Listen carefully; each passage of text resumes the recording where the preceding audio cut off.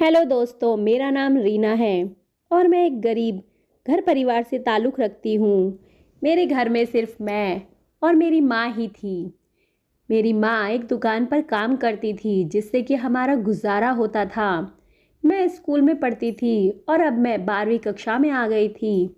मैं देखने में बहुत ज़्यादा ही सुंदर थी, इसलिए मैं कहीं पर भी जाती तो मेरे लिए एक नई मुसीबत खड़ी हो जाती। मैं जहाँ जाती वहाँ लड़के मेरे पीछे पड़ जाते, मुझसे बात करने या मुझसे रिश्ता बनाने के लिए मुझे मजबूर करते। हर समय कोई ना कोई मुझे परेशान करता रहता। मेरी माँ भी मेरी खूबसूरती से परेशान हो चुकी थी। वह कहती थी, काश तू इतनी सुंदर ना होती तो मुझे इतना डर ना होता। तेरी खूबसूरती के चक्कर में ही मुझे दिन रात तेरी चिंता रहती है। अब आप ही बताओ, क्या खूबसूरत होना कोई गुनाह है? लेकिन मेरी तो खूबसूरती ही मेरा गुनाह बन गई। काश मैं इतनी सुंदर ना होती। मुझे देखते ही लोग कहते थे कि कितनी सुंदर लड़की है। हमने इतनी सुंदर लड़की कहीं देखी ही नहीं। इससे भी ज़्यादा सुंदर क्या कुछ हो सकता है? मैं एकदम दूध जैसी सफ़ेद और मेरे होठ एकदम गुलाब के पंखुड़ियों जैसे गुलाबी। मेरा बदन ऐसा कि आसपास के तो क्या, दूर दूर तक मुझ जैसा कोई लड़की ना थी। मुझे देखने के लिए लड़के सड़क के किनारे खड़े रहते। मैं किसी से वास्ता ना रखती, क्योंकि मैं जानती थी अगर मैंने ऐसा किया तो मेरी माँ की बेइज्जती हो जाएगी और मेरे बारे में ना जाने क्या क्या बातें बनाएंगे। मेरे गांव का नाम किशनपुर था और मैं अपने गांव में सबसे सुंदर लड़की थी। वैसे तो मुझे बहुत से लड़के मुझसे दोस्ती और शादी करना चाहते थे, लेकिन मेरी माँ ने साफ कह रखा था कि मैं इस गांव में किसी भी लड़के से तेरा रिश्ता नहीं करूंगी। इसलिए मैंने भी किसी लड़के की तरफ ध्यान नहीं दिया। कुछ ही दिनों बाद हमारे यहाँ शादी का एक निमंत्रण आया। वह मेरी मौसी की लड़की की शादी थी और हमें शादी के लिए रतनपुर जाना पड़ा। रतनपुर मैं और मेरी मम्मी दोनों गए थे। शादी में हर तरफ बस मेरी ही खूबसूरती के चर्चे थे। हर कोई बस मुझे ही टकटकी लगा कर देखे जा रहा था। मेरी मौसी ने कहा कि यह तो इतनी सुंदर है कि कोई भी इसे देखे तो देखता ही रह जाए। खैर, शादी का दिन आया और उस दिन एक लड़का मेरे पास आया। वो देखने में अच्छे घर का लग रहा था। उसने मुझसे कहा कि मैं तुमसे प्यार करता हूँ और तुमसे शादी करना चाहता हूँ, क्या तुम मुझसे शादी करोगी? मैंने उसे मना कर दिया। मैंने बोला, नहीं, मुझे तुमसे कोई मतलब नहीं रखना है। मुझे किसी से शादी नहीं करनी है। मेरी बात सुनते ही उसे गुस्सा आ गया। उसने ज़बरदस्ती मेरा हाथ पकड़ने की कोशिश की। जब उसने मेरा हाथ पकड़ा तो मैंने उसके गाल पर एक ज़ोरदार चाटा मारा और कहा कि खबरदार जो मुझे छूने की कोशिश की। उसने बोला कि मैं तुमसे बहुत प्यार करता हूँ, अगर तुम मुझे ना मिली तो मैं तुम्हें जान से मार दूँगा। मैंने बोला, जान से मारना है तो मार दो, लेकिन मैं तुमसे कोई प्यार नहीं करती और ना ही तुमसे शादी करूँगी। थोड़ी देर बाद वह लड़का वहाँ से चला गया। मैंने देखा बस वह सारी शादी में मुझे ही घूरे जा रहा था। मैंने सोचा कि अब मैंने इसको सबक सिखा दिया है, अब यह मेरा क्या कर सकता है। फिर थोड़ी देर बाद ही मैंने देखा कि वह लड़का मेरे पास आया और हाथ जोड़कर माफ़ी मांगने लगा। उसने मुझसे कहा कि मुझे माफ़ कर दो रीना, मैंने तुम्हारे साथ बहुत गलत किया है। क्या हम दोस्त बन सकते हैं? मुझे भी उसके व्यवहार को देखकर उस पर थोड़ी सी दया आ गई और मैंने उससे कहा कि हाँ हाँ ठीक है, हाँ दोस्त तो हम बन ही सकते हैं। दोस्ती में कौन सा हर्ज है? ठीक है, मुझे तुम्हारी दोस्ती मंजूर है। उसने कहा, तो ठीक है, चलो, अगर तुम मेरी दोस्त अब बन ही गई हो तो वह मेरे लिए कोल्ड ड्रिंक लेकर आ गया। उसने कहा, ये लो, मैं तुम्हारे लिए कोल्ड ड्रिंक लेकर आया हूँ, तुम पी लो। मैंने बोला, चलो, अच्छा हुआ तुम मेरे लिए कोल्ड ड्रिंक ले आए, वैसे भी मेरा गला सूख रहा था। मैंने कोल्ड ड्रिंक पी तो मुझे थोड़े थोड़े चक्कर आने लगे। मैंने देखा कि कोई मेरा हाथ पकड़कर कहीं ले जा रहा था। मैंने उससे बोला कि क्या हुआ, तुम मुझे कहाँ ले जा रहे हो? उसने बोला, तुम्हारी तबीयत ठीक नहीं है, डॉक्टर के पास ले जा रहा हूँ। उसके बाद मैं बेहोश हो गई और मुझे कुछ पता ही नहीं चला। जब मैं सुबह उठी तो मेरे तन पर एक भी कपड़ा नहीं था और पेट के निचले हिस्से में बहुत दर्द हो रहा था। इसका मतलब तो यह था कि उस लड़के ने रात को मेरे साथ कुछ गलत कर दिया था। रात को उसने मेरा बलात्कार कर लिया है। अब मैं किसी को मुंह दिखाने लायक नहीं थी। अब मैं क्या करती? वह लड़का मेरे सामने खड़ा था। उसने बोला, तुझे अपनी खूबसूरती पर बहुत घमंड था ना? अब मैंने तेरा घमंड चूर चूर कर दिया। अब तू किसी को मुंह दिखाने लायक नहीं रही। मैं तुझसे शादी भी नहीं करूँगा। अब तू मेरे पीछे पीछे घूमेगी मुझसे शादी करने के लिए, लेकिन मैं तुझे बदनाम कर दूँगा। शर्म के मारे मैं तो एक शब्द भी ना बोल पाई। बस रो रो के मेरा बुरा हाल था। मैंने अपने कपड़े पहने और सीधा अपने माँ के पास गई। अपनी माँ को सारी बात बता दी। मेरी माँ तो बेचारी अपना सर पकड़ के ही बैठ गई। उसने बोला कि मुझे जिस बात का डर था वही हुआ। तेरी खूबसूरती ही तेरी दुश्मन बन गई। मुझे तो पहले ही पता था कि तू कहीं ना कहीं मुंह काला कर ही लेगी और ऐसा कुछ हो जाएगा। तभी तो तुझे मना करती थी कि कहीं पर मत जा, किसी लड़के से वास्ता मत रख। मगर तूने उस लड़के की बातों में आकर अपना सब कुछ खो दिया। अब मैं क्या करूं? मैंने अपनी माँ को कहा कि माँ चलो पुलिस के पास चलते हैं और पुलिस को सब कुछ बता देते हैं। मेरी माँ ने मुझे गाली देते हुए कहा कि चुड़ैल, तू तो अपनी इज्जत नीलाम कर ही आई है। पुलिस के पास जाकर क्या फिर से अपनी इज्जत और मेरी इज्जत नीलाम करेगी? जो बात चार दीवारी में है, पुलिस की वजह से वह सारी दुनिया को पता चल जाएगी। तेरे से कोई शादी तक नहीं करेगा, पूरी जिंदगी कंवारी बैठी रहेगी। तू किसी को कुछ मत बताना। और रही यह बात तो सब भूल जा कि कल रात तेरे साथ कुछ हुआ था। मैं तो अपनी माँ की बात सुनकर हैरान हो गई कि कैसे मेरी माँ यह कह सकती है कि मैं अपना बलात्कार भूल जाऊं। मैंने रो रो कर माँ से बहुत मिन्नतें की, माँ मुझे इंसाफ चाहिए। लेकिन माँ ने कहा, गरीबों को कोई इंसाफ नहीं मिलता है। जो इज्जत बची है वह भी नीलाम हो जाए, इससे पहले मैं तेरी शादी कर देती हूँ। मेरी माँ ने मौसी को सारी बात बताई। कुछ दिनों बाद ही मौसी का फ़ोन आया और मौसी ने कहा कि रीना के लिए एक बहुत ही अमीर घर का रिश्ता आया है। लड़के ने रीना को शादी में देखा था और वह तो इसका दीवाना हो गया है। कहता है शादी करेगा तो सिर्फ इसी से, वरना किसी भी लड़की से शादी नहीं करेगा। दहेज भी नहीं चाहिए, उसी से इसकी शादी कर देते हैं, किसी को कुछ पता भी नहीं चलेगा। मौसी ने कहा, अगर तुम लोगों को इस रिश्ते से कोई दिक्कत ना हो तो बताओ, मैं लड़के वालों से बात कर लूँ। मेरी माँ ने तो तुरंत ही हाँ कह दिया।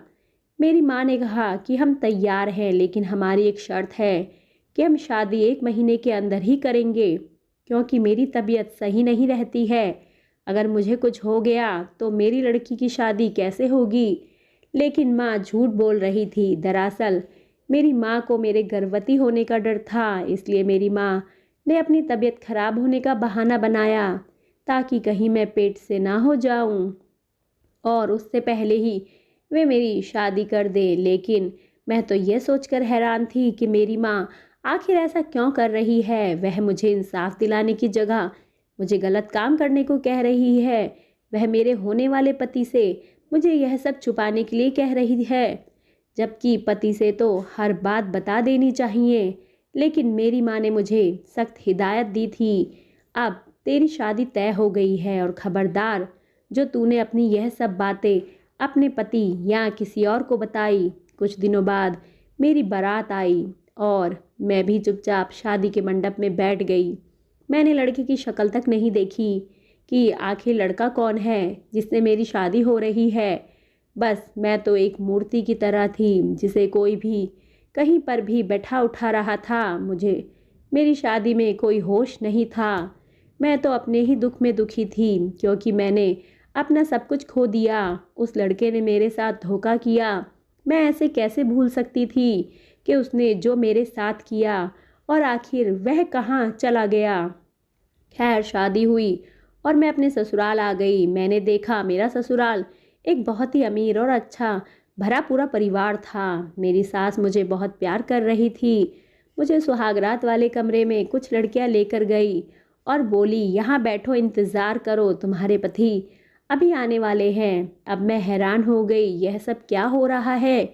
कल तक तो मैं खुद शादी में घूम रही थी और आज मेरी शादी भी हो गई और मुझे इतना होश भी नहीं कि मेरा होने वाला पति कौन है।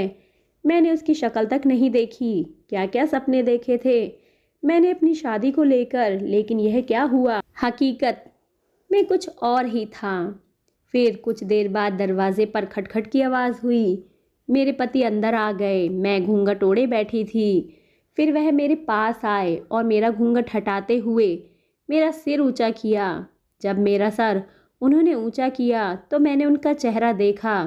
उनका चेहरा देखकर तो मैं हैरान रह गई। मैंने देखा, यह तो वही लड़का है जिसने मेरा बलात्कार किया था। आखिर वह ऐसा कैसे कर सकता है? मैंने अपने पति को एक बहुत ज़ोर का धक्का दिया और कहा कि खबरदार, जो तुमने मुझे छूने की कोशिश करी, तुम्हारे जैसे लड़के से मैं कभी शादी तो क्या, तुम्हारी शक्ल भी देखना पसंद नहीं करती। तुम क्या समझते हो मुझे? मैं तुमसे इस चीज़ का बदला नहीं लूँगी। तुमने मेरे साथ बहुत गलत किया है। मेरे पति तो बिल्कुल अनजान बने हुए थे। वह तो ऐसा दिखा रहे थे जैसे उन्हें कुछ पता ही ना हो। वह तो एकदम नादान से दिख रहे थे, जैसे उन्होंने मेरे साथ कुछ गलत किया ही ना हो। वे तो मेरे को ऐसे देख रहे हों जैसे मुझे पहली बार ही देख रहे हों। मैंने बोला कि तुमने मेरे साथ उस रात क्या किया था? मेरे पति ने कहा, मैंने किया था। मैंने तो कुछ भी नहीं किया था। मैं तो आज पहली बार तुम्हारे पास आया हूँ। हाँ, शादी वाली रात को मैंने तुम्हें देखा था, लेकिन रात को ही मुझे ऑफिस जाना पड़ा था, इसलिए मैं शादी में नहीं रह पाया था। लेकिन मैंने तुम्हें उसी रात पसंद कर लिया था, इसलिए अपनी माँ से कहा कि तुम मुझे पसंद हो और मैं तुमसे शादी करना चाहता हूँ। मेरी माँ को भी तुम बहुत पसंद थी, इसलिए उन्होंने भी हाँ कर दी। आखिर तुम ऐसा क्यों कह रही हो? उस रात को आखिर मैंने ऐसा क्या किया? मेरी तो समझ नहीं आ रहा है जो तुम इतना गुस्सा कर रही हो। मैंने सोचा, यह कैसा आदमी है जिसने पहले ही मेरी आबरू लूट ली और अब देखो ऐसे अनजान बन रहा है जैसे कुछ किया ही ना हो। आखिर मैं अपने बलात्कारी को कैसे पहचानने में गलती कर सकती थी?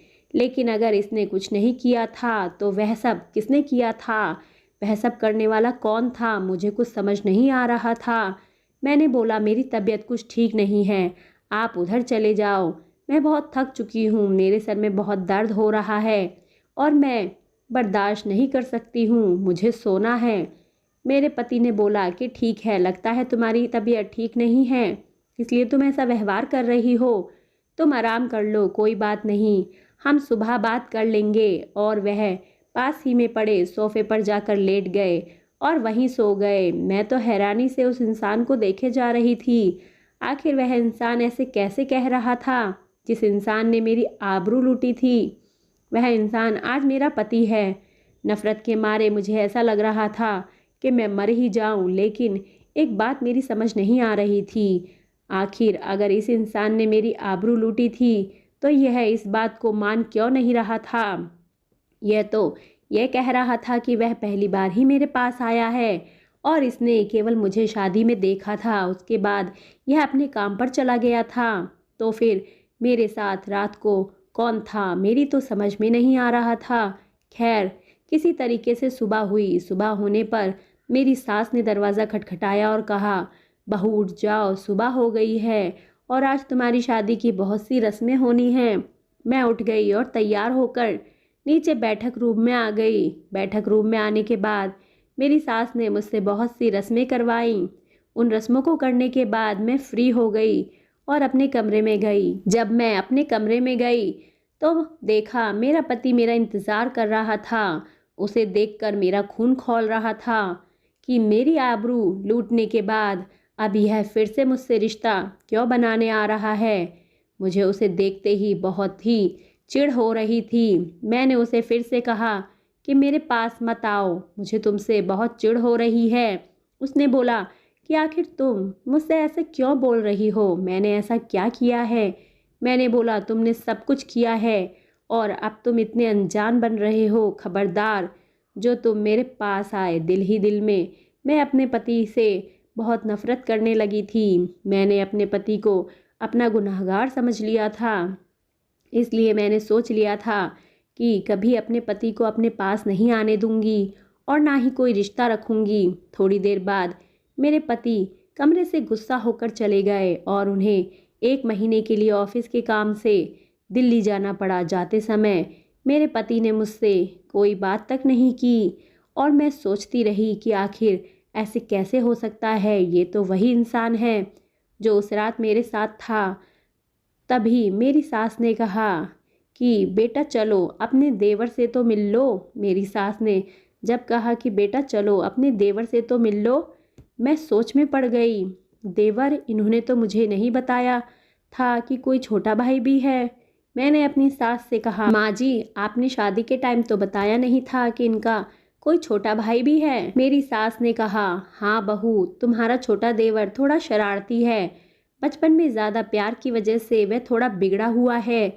जिस रात हमने तुम्हें पहली बार देखा था उसी रात उसका किसी लड़के के साथ झगड़ा हुआ था, इसलिए उसे पुलिस पकड़ के ले गई थी।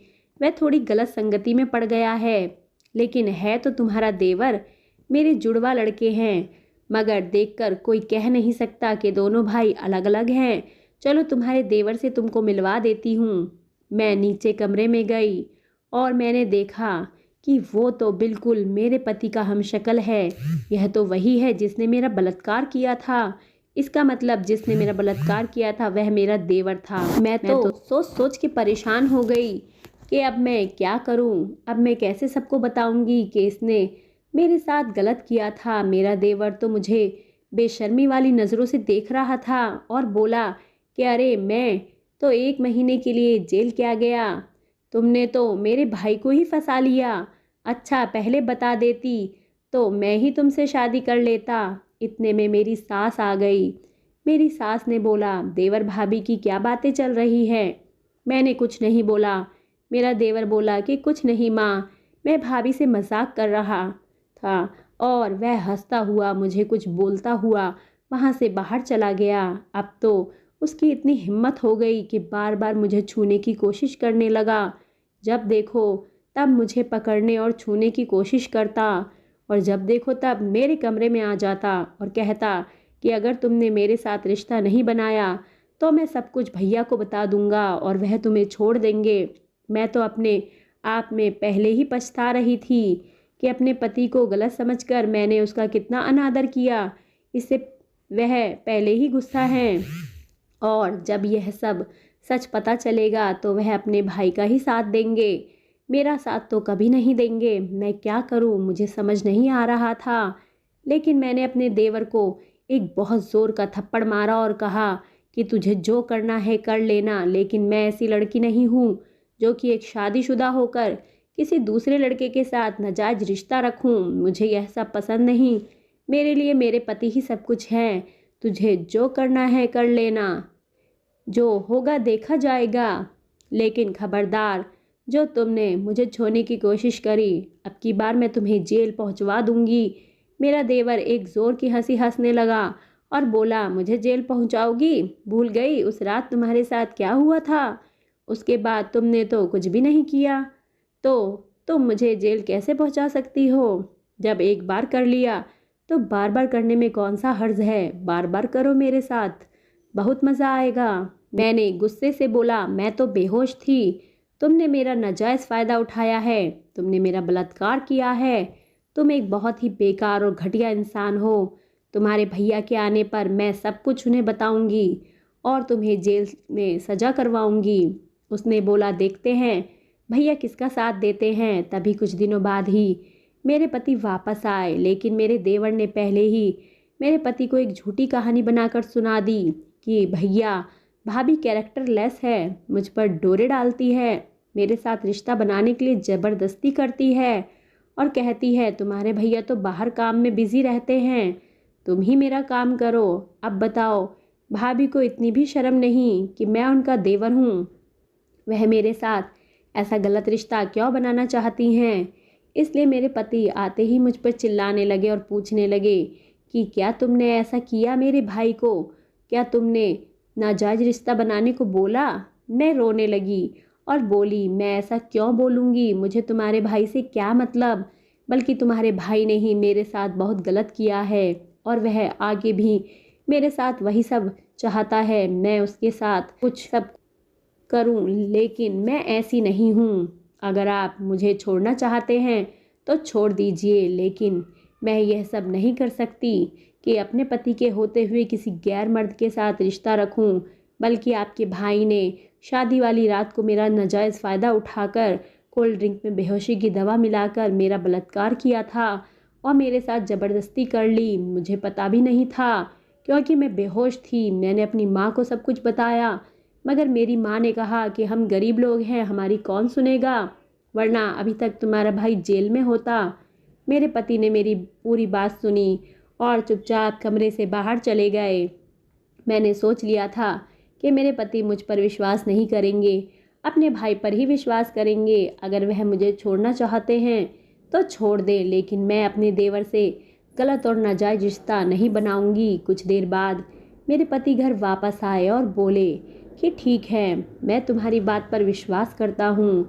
आज मैं बेड के नीचे छुप जाऊँगा और जब मेरा भाई कमरे में आएगा तब तुम उससे यह सब बातें करना। अगर यह सब बातें सच हुई तो मैं उसे खुद पुलिस के हवाले कर दूँगा। मैंने बोला ठीक है, अगर आप ऐसा चाहते हैं तो ठीक है, आज दूध का दूध और पानी का पानी हो जाने दीजिए। तभी थोड़ी देर बाद शाम को सबने खाना वाना खा लिया। मेरे पति ने सबके सामने कह दिया कि आधे घंटे में ऑफिस के काम से दिल्ली वापस जा रहे हैं। 9 बजे रात की उनकी ट्रेन है। मेरे देवर ने कहा कि चलो भैया, मैं तुम्हें छोड़ देता हूँ।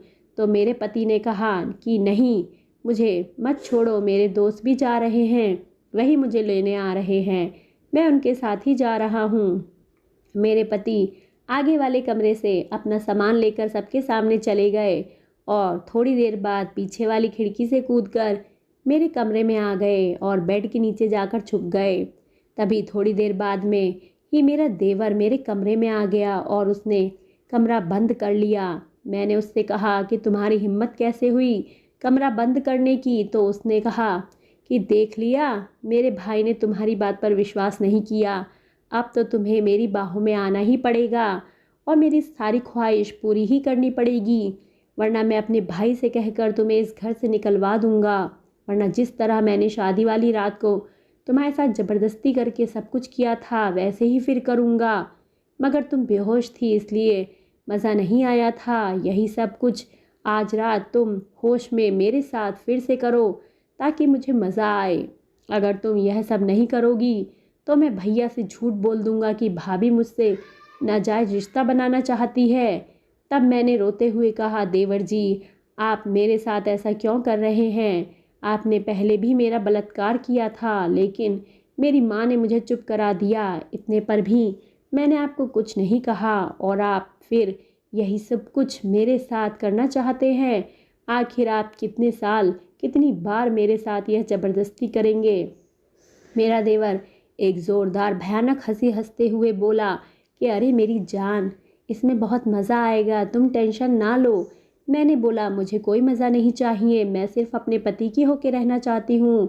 मुझे किसी अनजान इंसान का छूना भी बर्दाश्त नहीं है और जो तुमने किया था वह भी जुर्म है और जो अब कर रहे हो वह भी जुर्म है और तुम्हें इसकी सज़ा मिलनी चाहिए। वह बोला, कौन देगा मुझे सज़ा? तुम्हारे पति तो चला गया और तुम्हारी बात पर कौन विश्वास करेगा? मैं कह दूंगा कि तुम मेरे साथ नाजायज़ रिश्ता बनाना चाहती हो, हर कोई मेरी ही बात पर विश्वास करेगा।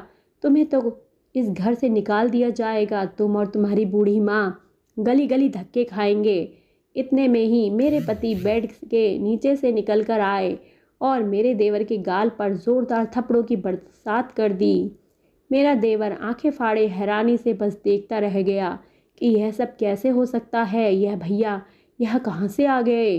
मेरे पति ने तुरंत ही पुलिस को फ़ोन लगाया और अपने भाई को पुलिस के हवाले कर दिया और बोला, ऐसे जानवर को तो जेल में ही रहना चाहिए जो कि किसी लड़की की ज़िंदगी बर्बाद कर देता है। बताओ, इसने पहले भी एक बार बलात्कार किया और उसके बाद उसको उस गलती की कोई शर्मिंदगी नहीं और ऊपर से इस गलती को दोबारा और बार बार करने के लिए किसी बेचारी को टॉर्चर कर रहा है।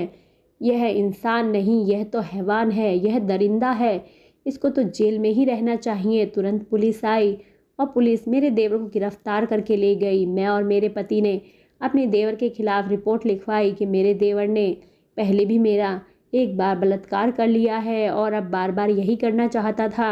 इस जुर्म की मेरे देवर को 7 साल की सज़ा हो गई। मैं और मेरे पति अपनी ज़िंदगी में अच्छे से रह रहे हैं और अब मैं 2 बेटों की माँ बन गई हूँ। मेरी सास मुझे ताना मारती है कि मेरी वजह से उनका लड़का जेल चला गया, लेकिन यह तो उसी के बुरे कर्म थे जिसकी सज़ा वो काट रहा था। पता नहीं, लेकिन मेरी सास तो मुझे ही गुनहगार मानती है। लेकिन मैं ये सोचती हूँ कि मेरी सास का एक बेटा तो राम है और एक बेटा रावण। आखिर इसमें मेरी क्या गलती है? दोस्तों, अगर इसमें मेरी कोई गलती हो तो प्लीज़ आप ज़रूर कमेंट में बताएं और वीडियो को लाइक करें, चैनल को सब्सक्राइब कर दें। धन्यवाद। मिलते हैं अगली कहानी में। Bye bye.